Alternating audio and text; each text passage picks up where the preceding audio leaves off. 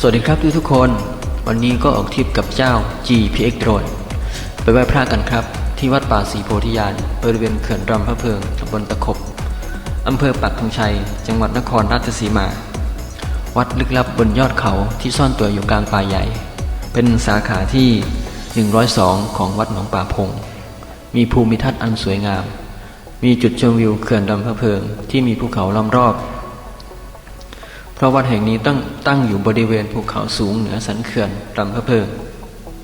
อำเภอปักธงชัยทำให้เป็นจุดชมวิวที่งดงามด้วยครับนอกจากวิวทิวทัศน์สวยงามวัดป่าศรีโพธิญาณยังโดดเด่นด้วยพระพุทธรูปปางมารวิชัยสีทององค์ใหญ่พระนามว่าพระพุทธศรีโพธิญาณด้านหลังองค์พระมีพระพุทธรูปองค์เล็กหลวงพ่อทันใจซึ่งชาวบ้านนิยมมาขอพรกันโดยเชื่อว่าสำเร็จได้ดังใจยกเว้นเรื่องความรักนะครับเพราะเป็นเรื่องเดียวที่จะไม่สมหวังและสามารถแวะเที่ยวถ่ายรูปและพักผ่อนหย่อนใจได้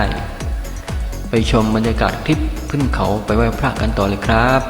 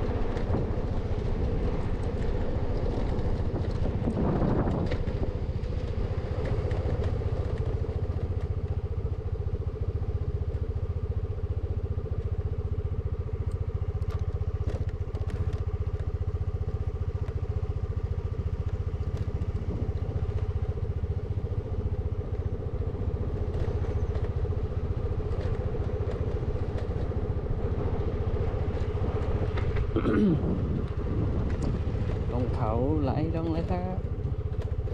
ไม่ได้เร่งเลยเร่งเลย